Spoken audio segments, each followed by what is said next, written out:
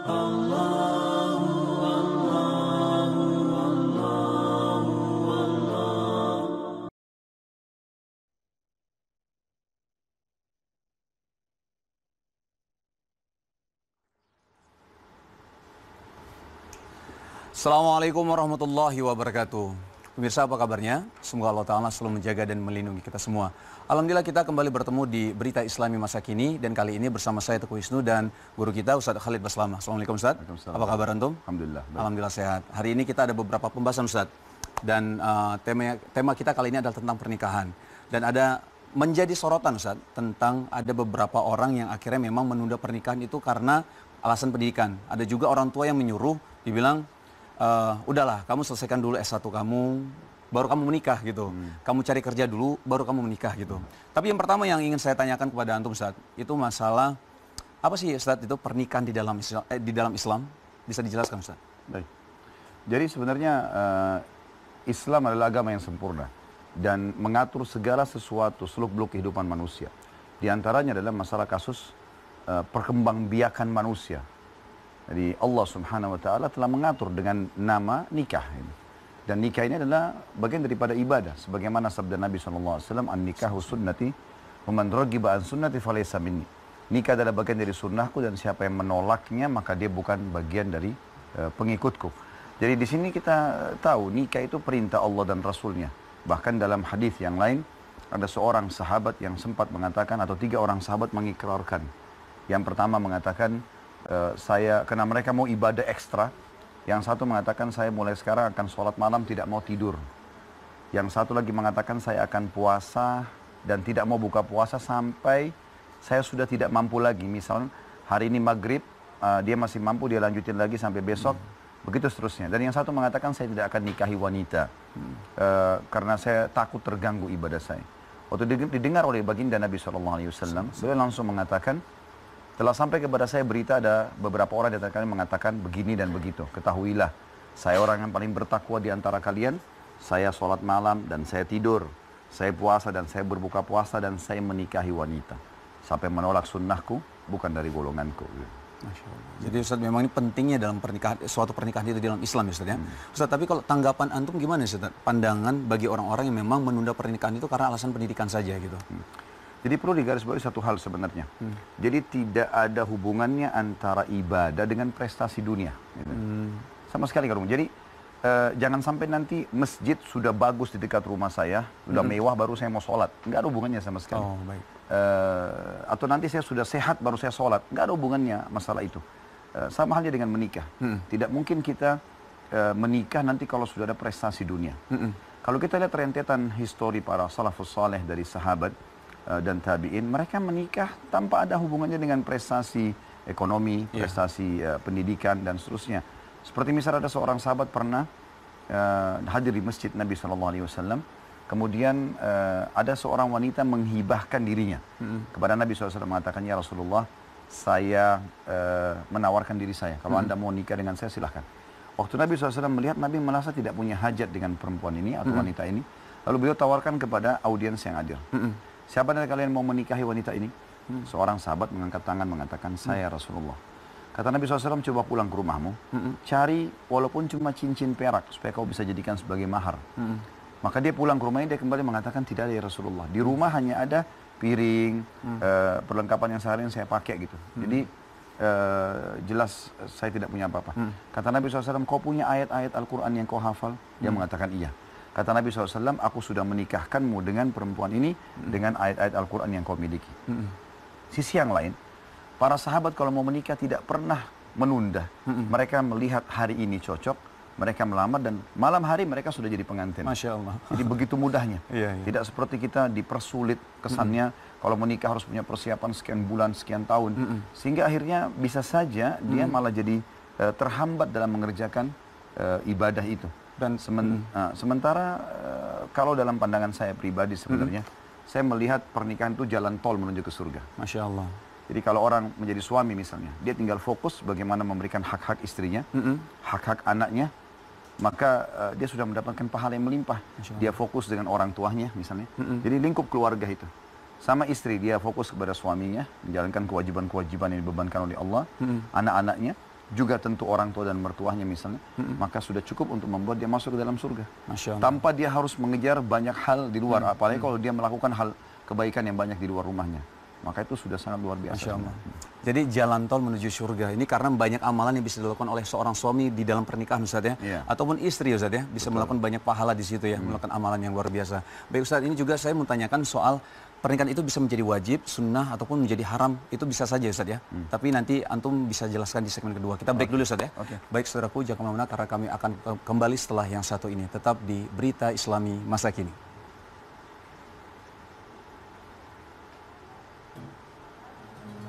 Itunya harus di-take ya?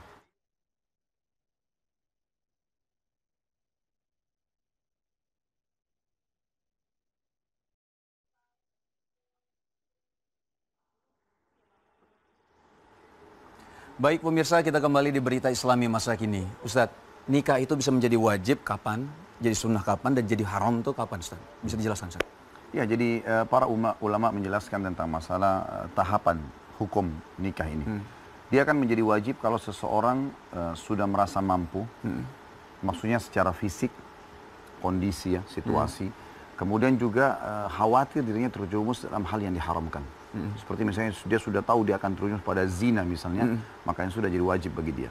Dia akan menjadi sunnah kalau seseorang tidak merasa dirinya akan terjerumus pada yang haram, tapi dia merasa sudah mapan saja, dia ingin melangkah, maka sunnah. Dan dia bisa menjadi makruh kalau dia merasa menikahnya dia di saat ini, di waktu ini, atau di tempat atau situasi ini adalah mudaratnya lebih besar. Seperti misal pada saat dia di luar negeri, hanya karena dia takut tidak bisa mengontrol syahwat, kemudian dia melangkah menikah, padahal sebenarnya status orang-orang yang akan dinikahi di negara itu mungkin lebih berefek buruk pada dia, bagi dia nanti ke depannya. Nampaknya lebih buruk Ustaz ya? Seperti misal nanti susah adaptasi segala macam, ini jadi makruhnya. Kemudian dia bisa menjadi haram kalau dia menikah dengan misal dia seseorang laki-laki menikah dengan istrinya orang. Belum status cerai. Kan ada gitu ya. Biasanya masa iddahnya atau belum ya? Di masa iddah misalnya. Dan si masa iddah nggak boleh, dia diprioritaskan untuk kembali kepada mantan suaminya. Nah, ini kalau ada yang menikah dianggap batal dan haram. Atau orang menikah dengan mahram, misal anaknya, ibunya, ya, tantunya, yang mahramnya ini tidak boleh sama sekali gitu kan. Atau mungkin juga yang lain itu dia menikah seperti menikah dengan selain manusia ya, seperti nikah sama jin, menikah dengan hewan-hewan, kan gitu. Kan itu ada kasus dan terjadi. itu ada kasus terjadi. Nah itu semua adalah nikah-nikah yang haram. Baik Ustadz, ini sekarang kita akan ada beberapa ini ya Ustadz, foto. Nah ini Ustadz ini ada di Iran ini Ustadz. Jadi ada nikah di usia yang sangat muda. Yang laki-lakinya kalau tidak salah umurnya berapa ya laki-lakinya? Pokoknya sangat muda sekali. Dan yang salah satunya itu di umur 10 tahun kalau tidak salah yang wanitanya Ustadz. 14 sama 10 ya. Nah itu gimana Ustadz? Yang 14 sama 10 tahun? Ya sebenarnya dalam Islam tidak ada batasan umur. Intinya dianggap masa balik adalah masa di mana dia sudah beranjak dewasa. Makanya ada perubahan-perubahan fisik dari laki-laki dan perempuan. Baik laki-laki itu mungkin tumbuhnya kumis, rongga suara ya, suara membesar dan postur tubuh juga membesar. Perempuan juga begitu, payudara dan seterusnya. Ini ada perubahan dan ini menandakan mereka sudah meranjak ke tangga siap untuk menjadi tanda kutip pabrik manusia di sini. Artinya menikah tuh mereka menikah nanti akhirnya berkembang biaklah manusia dari rumah tangga itu kan. Tetapi masalah kasus begitu balik menikah ini belum pernah ada statement ulama yang mengatakan itu dianjurkan atau dibolehkan. Tapi tidak ada juga yang mengharamkannya gitu kan. Karena kondisional dan situasi. Misal ada orang mungkin umurnya 17 tahun tapi dia sangat dewasa mungkin. Atau 15 tahun mungkin sangat dewasa gitu kan. Tapi idealnya tentu dia menikah dengan kondisi dia sudah siap dan mapan. Dan siap di sini dan mapan dalam arti kata secara fisik. Karena fisik, ya? finansial atau secara ekonomi itu dia bisa mendapatkannya dengan cara dia melakukan kerja dan setelah itu. Baik Ustadz, ini selain itu kita ada juga, nah ini menarik Ustadz, tadi kan Antum sempat mengatakan haram hukumnya ketika menikah dengan yang bukan manusia gitu. Ini menikah sama seloyang pizza nih Ustadz. Karena apa tuh? Takut dikhianati. Pria Rusia ini menikahi seloyang pizza. Nah, ini dan mungkin karena enak sekali pizzanya Ustaz. Atau gimana? Ya, saya tidak tahu ini dia akad nikah sama siapa nih. Kalau akad nikah sama pizza itu habis itu dimakan gitu. Nah, seperti apa? Atau seloyangnya kemudian nanti bisa diganti mereknya dan seterusnya. Maka ini tentu hal yang jauh. Kalau dalam agama Islam tentu tidak ada sama sekali. Dan saya yakin juga secara rasional pasti di negara Rusia pun tidak akan mungkin orang menganggap itu hal yang normal. Ya, jadi ini hal yang tidak normal ya Ustaz ya? Ya, sama sekali. Pastilah ya. Baik, terus yang selanjutnya, ini Ustaz, gadis ini mendadak jadi gila karena cintanya tidak direstui orang tua. Jadi syarat salah satu itu menikah itu memang harus ada restu orang tua ya Ustaz ya? Iya. Sebenarnya begini, yang perlu kita titik beratkan dulu makna cinta. Apa itu cinta? Banyak orang salah paham. Di Indonesia pun banyak orang kita tidak paham. Karena dianggap cinta itu pada saat mereka marah-marahan, mereka jalan bersama. Itu substansial yang sangat kecil. Kalau saya mengatakan saya cinta pada Allah, saya cinta pada Rasulullah, saya cinta pada agama, saya cinta pada orang tua, saya cinta pada pasangan, cinta pada anak, apa maknanya? Makna dalam agama kita cinta itu adalah pengabdian dan pengorbanan. Jadi contoh orang mengatakan pada istrinya saya cinta sama kamu, atau dia bilang sama suaminya saya cinta padamu, berarti dia siap mengabdi dan berkorban pada saat itu. Jangan pada saat pasangannya sakit lumpuh misalnya kemudian dia pergi, atau ada orang yang lebih mapan secara ekonomi kemudian dia meninggalkan. Nah ini keliru semuanya. Baik. Nah di sini perlu difahami. Nah cinta biasa yang sengaja dimunculkan sebelum pernikahan ini hal yang mengakibatkan seperti tadi. Baik. Berbahaya sekali nih. Cinta itu dalam Islam muncul setelah menikah. Jadi kalau pacaran kita katakan boleh setelah menikah. Pacaran Sebelum boleh menikah setelah jangan. Karena pacaran itu akan sangat sama sekali dengan berzina. Baik Ustaz, cinta dilahirkan setelah menikah Ustaz ya. Baik Ustaz, kita break lagi Ustaz ya. Ya. Baik saudaraku, jangan kemana-mana karena kami akan kembali setelah yang satu ini. Tetap di Berita Islami Masa Kini.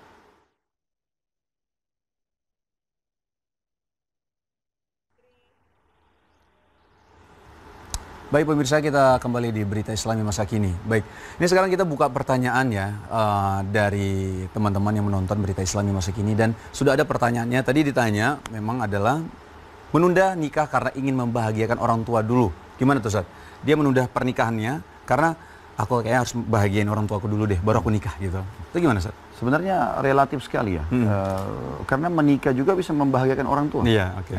Jadi ini harus lebih dalam lagi. Seperti apa sih sebenarnya yang membahagiakan? Kalau misal yang dia maksudkan, begitu dia mendapatkan pekerjaan, selesai kuliah, kemudian dia ingin orang tuanya menikmatin dulu rumah yang dia baru beli, atau kendaraan yang dia baru beli, mungkin ini masih ada celah lah. Tapi yang jelas, saya yakin semua orang tua yang insya Allah masih normal, pasti dia akan sangat bahagia kalau melihat anak-anaknya menikah. Apalagi kalau punya cucu Ustaz ya? Nah iya, makanya mereka lebih sangat gembira sebenarnya. Makanya, jadi akan lebih bahagia kalau misal sudah punya cucu itu, Masya Allah, kebahagiaan untuk orang tua kita juga Ustaz ya. Baik Ustaz, tadi sedikit lagi, memang ada pertanyaan lagi tentang yang, ini gimana nih Ustaz, kalau misal orang tua akhirnya memang benar-benar melarang anaknya nikah memang karena alasan pendidikan ini gitu, alasan pendidikan gitu. Jadi dia, kamu nggak boleh selesai kamu S1, itu memang benar-benar melarang. Apa yang kita harus lakukan Ustaz?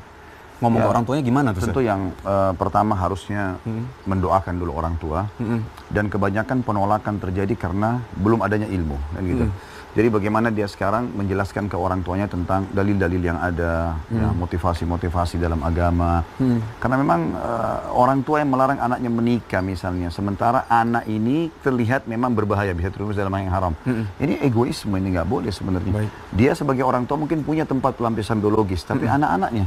Saya menemukan beberapa teman-teman mahasiswa di kampus yang sempat menanyakan kepada saya, mengatakan, Ustadz, saya sudah ngikutin pengajian, saya sudah mulai dekat dengan agama, terus saya merasa fitnah besar sekali di kampus, godaan dari lawan jenis, dan saya ingin menikah tapi orang tua saya berikan syarat, kamu harus S1 dulu, nanti selesai S1 kejar lagi prestasi S2, S3. Prosesi menyelesaikan pendidikan ini itu akan terganggu sebenarnya dengan adanya syahwat yang ada, gitu kan? Karena ini gejolak jiwa. Orang membutuhkan biologis itu sama dengan orang kalau lapar butuh makan. Ada di waktu umur-umur tertentu di mana memang tidak bisa seseorang itu menghindar. Dia pasti akan membutuhkan itu. Maka pelampiasan ngomong sama lawan jenis, pelampiasan mencium, memeluk itu ada. Makanya Allah mengatakan dalam surah An-Nisa, A'udzubillahi minasyaitonirrajim, zuina linnasi hubbus syahawati minan nisa. Al-ayah. Allah mengatakan sesungguhnya telah dihiasi pada diri laki-laki perasaan hub, cinta, syahwat, diikuti dengan syahwat pada kaum wanita. Maka ada di mana orang tidak bisa membendung itu seperti dia pada saat Nah, Islam mengajarkan dengan menikah. Dan saya punya beberapa teman-teman pada saat masih sekolah S1 di Madinah dulu, mereka menikah pada saat lagi kuliah dan prestasinya tidak terganggu. Malah mereka jauh lebih tenang, bisa menjalankan urusan rumah tangganya, bisa menjalankan pendidikannya dengan baik. Masya Allah, ini mudah-mudahan para orang tua mendengar nih nasihat dari Ustadz, lebih tenang Ustadz ketika sudah menikah malah ya. Baik Ustadz, jadi gimana Ustadz kalau misal pertanyaan yang masalah bagaimana cara menyeimbangkan itu, kan antum melihat sendiri kan ketika teman-teman antum ada yang menikah tapi malah prestasinya oke-oke saja gitu, malah lebih baik mungkin gitu. Itu gimana antum melihatnya Ustadz? Ya, saya sayangkan sekali ya, banyak di antara umat Islam, semoga Allah berikan hidayah. Mereka lebih bangga anaknya keluar dengan pacarnya, bahkan dengan gonta-ganti pacar. Sebentar pacar yang A datang, kemudian tetangga semua melihatnya, dan dia merasa itu bukan aib, dia merasa itu adalah, oh siapa itu pacar anak saya, dengan bangga dia sampaikan. Nanti bulan depan putus, datang pacar yang baru lagi, terus menerus ganti-ganti pasangan yang haram ini. Orang tuanya anggap itu adalah sebuah prestasi, bahkan kebanggaan. Tapi pada saat anaknya dibuatkan tenda untuk menikah, yang jelas-jelas halal dalam agama, tidak gonta-ganti pasangan dengan itu, ini malah malu dengan tetangga. Maka ini hal yang mesti diperbaikin sebenarnya, persepsi saja. Baik. Ustadz, kalau misalnya masalah, ada kan beberapa teman-teman ngelihat dia udah sahabatan gitu ya, tapi ketika nanti anak kamu nikah sama anak saya ya, itu gimana Ustadz kalau di dalam Islam Ustadz? Ini ada hadis yang menjelaskan sebenarnya. Jadi hadis Nabi SAW berbunyi, jangan kalian bercanda dan main-main di 3 hal. Di pernikahan, di rujuk, dan di perceraian. Jadi pernikahan misalnya gini, saya mengatakan kepada teman saya punya anak laki-laki, dia punya anak perempuan. Nanti kalau anak kita dewasa kita nikahkan ya. Kalau teman saya mengatakan iya, ini berarti ada kaitan, ada hukum syar'i di sini. Anak-anak nanti kalau sudah besar tidak boleh dinikahkan langsung kecuali sudah disampaikan. Dulu pernah ayah dan ibu jodohkan kamu sama si fulan. Setuju nggak?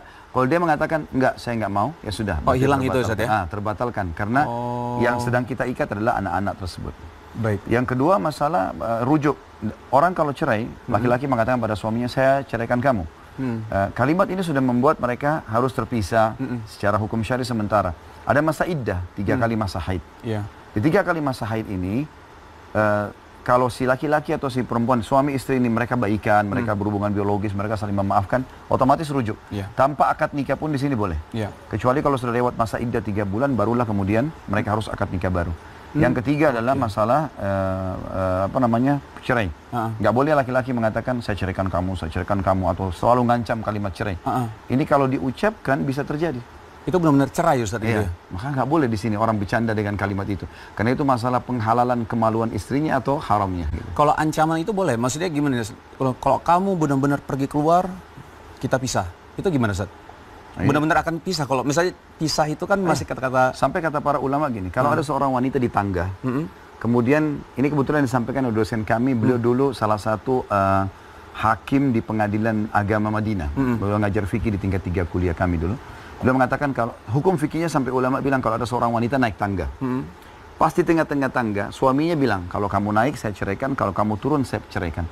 Maka kalau perempuan tidak mau diceraikan dia harus turun dari tengah-tengah tangga. Saking beratnya kalimat itu. Makanya kata Nabi SAW, amal halal yang paling Allah benci adalah perceraian. Artinya itu darurat sekali dipakai. Dan itu syaratnya pasangan kita melanggar agama dan sudah diingatkan berulang kali tidak mau, barulah kita membuka pintu itu. Baik Ustaz, ini kita mau habis nih acaranya hari ini. Minta nasihat antum Ustaz untuk untuk hari ini Ustaz. Pernikahan dalam Islam adalah sebuah ibadah, saudaraku seiman. Jangan ditunda. Setiap ada kesempatan, peluang, maka kerjakanlah. Karena kita tidak tahu ajal kapan datang. Imam Ahmad rahimahullah, beliau pada saat istrinya meninggal dunia, di malam takziah beliau menikah. Ditanya oleh murid-muridnya, kenapa anda menikah? Bukankah ini malam sedih? Kata Imam Ahmad, saya khawatir kalau saya juga meninggal malam ini, bertemu dengan Allah, sementara saya dalam keadaan bujang. Artinya saya punya kesempatan menikah, kenapa tidak? Secara syar'i. Beda perempuan yang harus punya masa iddah misalnya. Saking pentingnya masalah pernikahan. Yang kedua bagi orang tua, jangan tunda pernikahan anak-anak. Kesian mereka itu, mereka punya hawa nafsu, mereka interaksi dengan masyarakat di sekitarnya. Jangan biarkan mereka terjerumus pada yang haram. Bagaimana bisa anda bangga anak-anak anda pacaran, pergi ke bioskop, pergi kemana-mana, bisa berbuat zina, dan anda tidak bangga dengan mereka menikah, dan dianggap sebuah hal yang kurang. Dan yang terakhir teman-teman sekalian, kalaupun mau melampiaskan biologis, lampiaskan setelah menikah. Ya pacaran setelah menikah. Maka itu sepuas-puasnya, nggak ada masalah. Walaupun sampai hamil itu halal saja. Ya. Baik Ustaz, terima kasih atas hari ini. Semoga ini bermanfaat untuk kita semua. Langsung kita selesaikan Ustaz hari ini, acaranya selesai. Baik, akhir kata saya Teguh Wisnu dan Ustaz Khalid Baslama undur diri. Assalamualaikum warahmatullahi wabarakatuh.